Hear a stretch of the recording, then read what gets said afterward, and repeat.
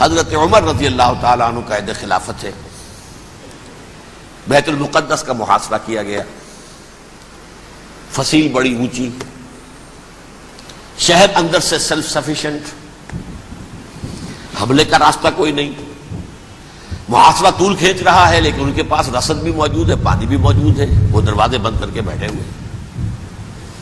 بالآخر اللہ تعالیٰ کی مشیت کا ظہور کیسے ہوا؟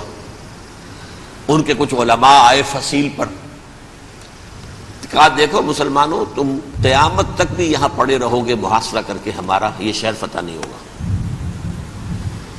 ہاں ایک درویش بادشاہ کے ہاتھوں یہ شہر فتح ہونا ہے، لیکن تمہارے اندر ہمیں وہ نظر نہیں آ رہا۔ ابو عبیدہ بن الجراح رضی اللہ تعالی عنہ امین هذه الامہ، ان کا فوراً ذہن گیا وہ درویش بادشاہ مدینے میں بیٹھا ہوا ہے عمر رضی اللہ تعالی۔ اب ایک اور عمر بھی ہے جو قندھار میں بیٹھا ہے، نقشہ وہی ہے، سادگی کی حد تک نقشہ وہی، بالکل وہی، اپنی آنکھوں سے دیکھا ہے وہی سادگی۔ عمر اول عمر ثانی تھے عمر بن عبد العزیز۔ اب ایک اللہ کے فضل سے اللہ تعالیٰ ایدہ اللہ بنصرتہ، اللہ تعالیٰ ان کی نصرت فرمائے، دشمنوں کو ان کے مقابلے میں نیست و نابود کرے۔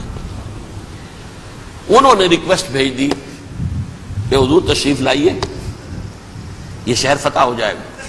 وہ ہے سفر تاریخی، اتنا طویل سفر، تقریباً 700 میل، ایک اونٹ، ایک خادم، ایک منزل پہ امیر المومنین اوپر بیٹھے، خادم آگے چل رہا ہے، اگلی منزل پہ خادم اوپر بیٹھا ہے، امیر المومنین آگے جا رہے ہیں۔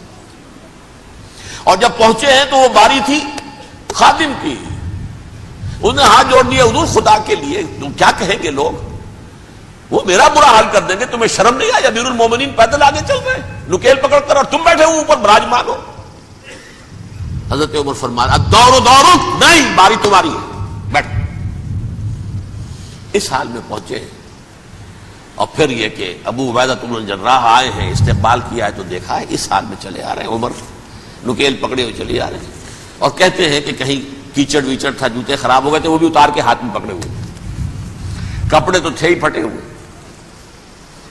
انہوں نے کہا بھی حضرت ابو عبیدہ نے، دیکھیے یہ بڑا متمدن ملک ہے، بڑا مہذب علاقہ ہے یہ، آپ ذرا حلیہ اپنا دوست فرما لیں تب جا کے پیش ہم آپ کو کریں گے۔ آپ نے فرمایا نحن قوم اعزنا اللہ بالاسلام، ہم وہ قوم ہیں جنہیں اللہ نے عزت دی ہے اسلام کے ذریعے سے، کپڑوں کے ذریعے سے نہیں، دولت کے ذریعے سے نہیں۔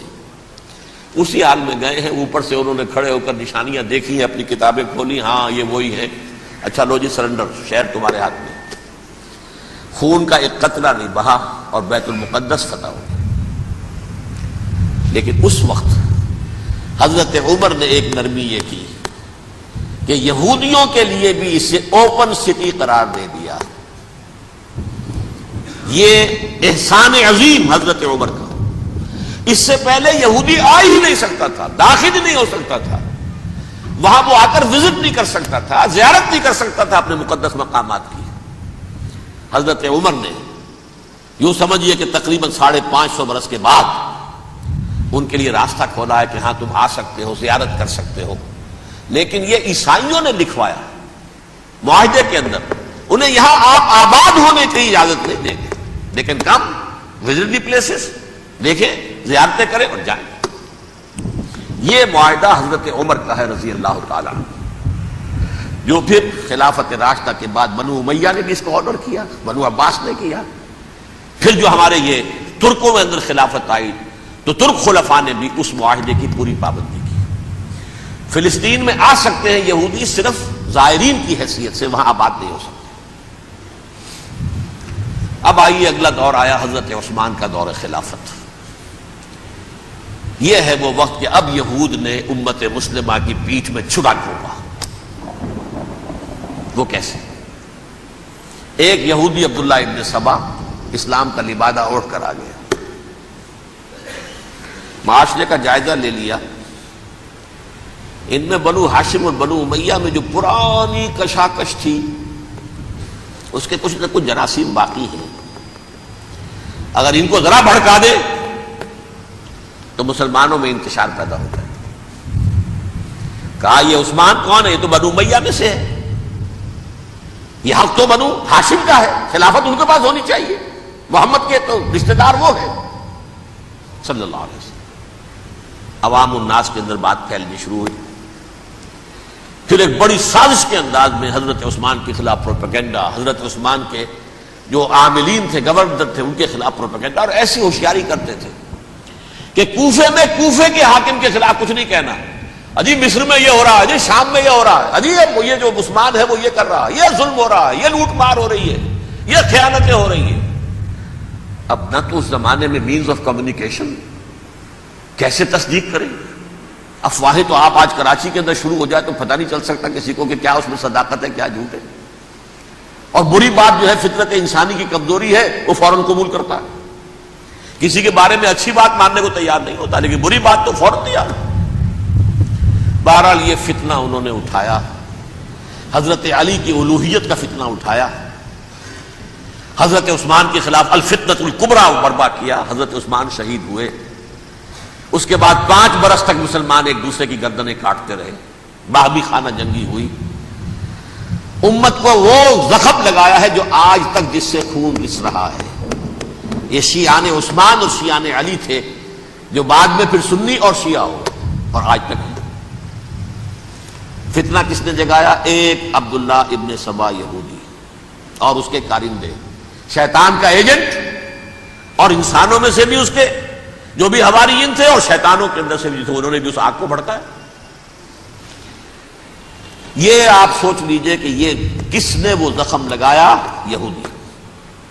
اگلا دور آیا، خلافت راشدہ ختم ہوئی، بنو امیہ کا بھی دور کافی گزر گیا۔ طارق ابن زیاد 712 عیسوی میں حملہ کرتے ہیں اسپین پر۔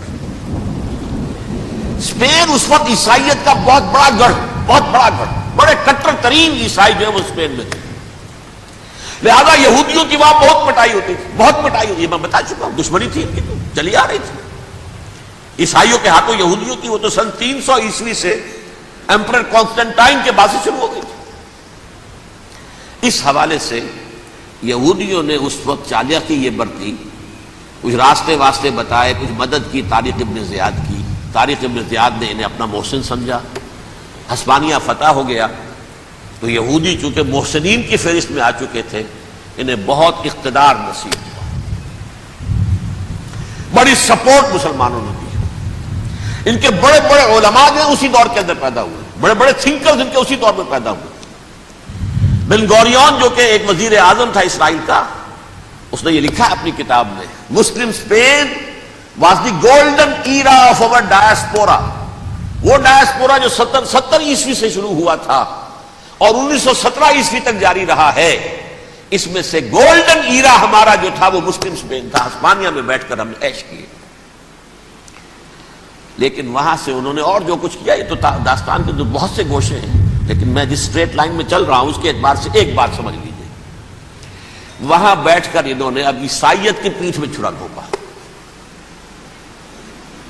پروٹیسٹنٹ مذہب پیدا کیا، تقسیم کر دیا، جیسے شیعہ سنی کی تقسیم، عبداللہ ابن سبا، رومن کیتھولک اور پروٹیسٹنٹ کی تقسیم، یہودی علماء۔ ہوتا کیا تھا، ہسپانیہ کی یونیورسٹیاں ہیں، کارڈووا میں ہے، ٹولیڈو میں ہے، گریناڈا میں ہے، غرناطہ، قرطبہ، تولیتلا، اور وہاں آتے تھے لوگ، فرانس سے چلے آ رہے ہیں نوجوان پڑھنے کے لیے، جرمنی سے چلے آ رہے ہیں، اٹلی سے چلے آ رہے ہیں، 3 ہی ملک قریب ترین پڑھتے ہیں سینٹرل جو یورپ کے ہیں۔ یہاں پر جو ہے وہ اسلام جو نور پھیلا رہا تھا اس سے بھی مستفیض ہوئے، جہالت کے جو ہے پردے ان کے وہ چھٹے، اس کے ساتھ ہی وہ یہودی وہاں ان کے اندر جو جراثیم داخل کر رہے تھے وہ اس عیسائیت کے خلاف بغاوت تھی جو اس وقت دنیا میں عشق جنانو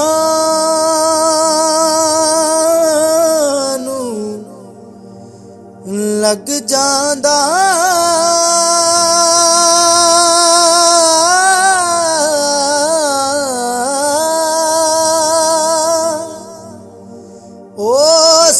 جاندے نے وانگ کانیاں دے